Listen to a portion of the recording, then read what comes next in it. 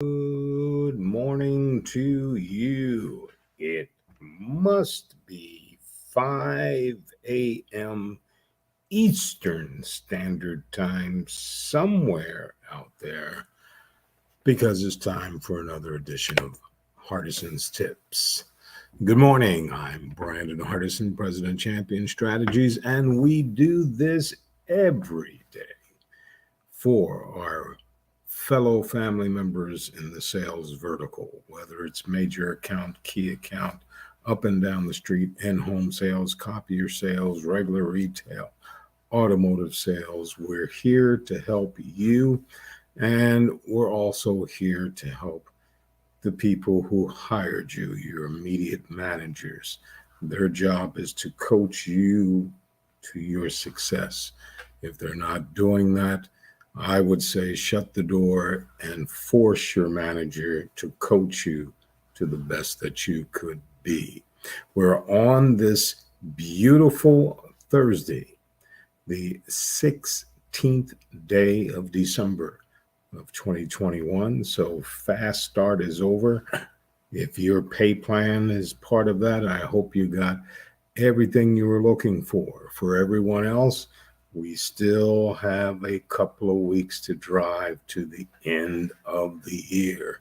So let's get going. You're trying to get to work, and we just want to drop something on you as a thinking process. Now, I know that this year, especially near the end, we were focusing in on middle managers, people who hired you. That has been a big problem this year, especially with people who are a lot younger than their managers and they perceive and view things a different way. So, coaching has been a big challenge. That's part of a manager's job is to coach you to your success. They hired you, work with you so you can get the basics and be the best that you want to be to enjoy some of this that we call the American dream. So, today I want you to think about selling value. Selling value. Does your sales team know what they're selling? Or are your sales reps articulating your product or service value in a similar manner when they meet with their decision makers? Is the value shared important to your customer base? And most, perhaps the biggest, do your prospects understand what solutions your company offers? So, why should these questions be important? Because if you answered no to any one of these questions, you probably need to fine tune your value proposition. And here's what a value proposition is: why such a crystal clear statement of value matters, and how to create a value proposition that can help you gain a competitive advantage and customer engagement. So let's break it down. What a value proposition is or is not, and why does it matter? You see, a value proposition, often called a unique value proposition or UVP, is a clear statement about the beneficial results you provide and the business value you deliver to your customers. It is a focused and concise statement of how you solve a customer's problem or how your cure will be so convincing that that pain that they're living with will go away. The word value is a important, very important. If you can't understand how your product or services will add something that is mind blowing to their pain that they're currently going through, then you're missing the whole focus.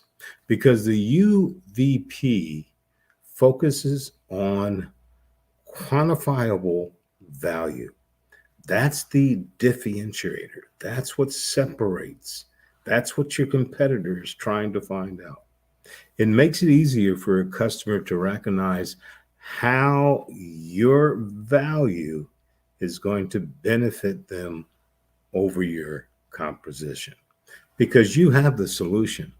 You just never really get to that solution process because of the questioning or lack of listening to what their needs, wants, and desires are up front. Now, this will immediately lead to a competitive advantage and a higher conversion rate just by understanding that when you meet with your decision makers. Now, be sure to recognize, however, that a unique value proposition is not the same as a unique selling proposition, or in our language, USP. Now, here's the difference. The USP emphasizes specific points of a product or service differences.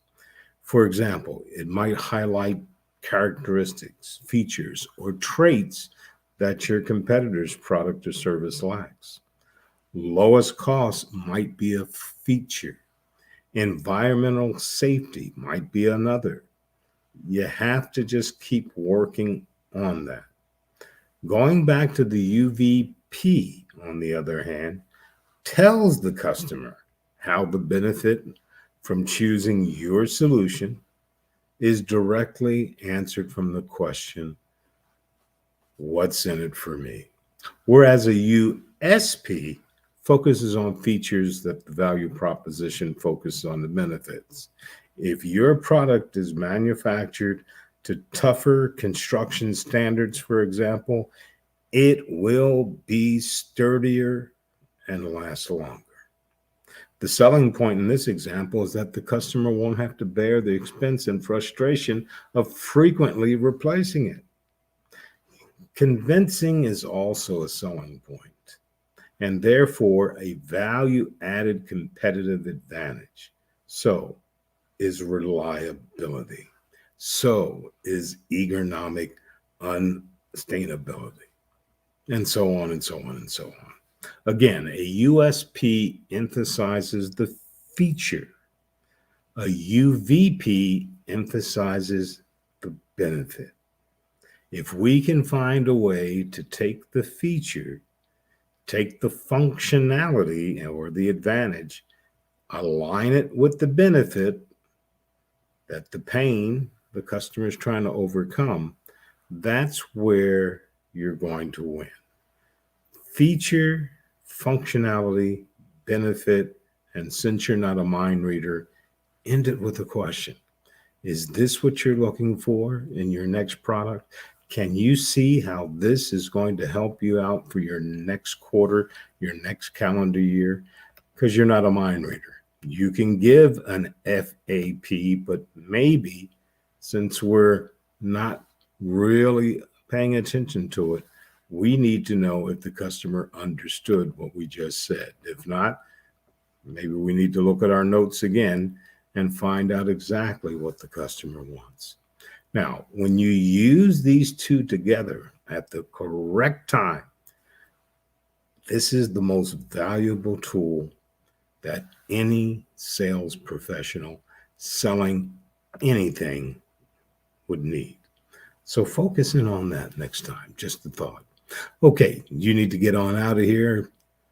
I need to get on out of here. So hopefully we picked up something today.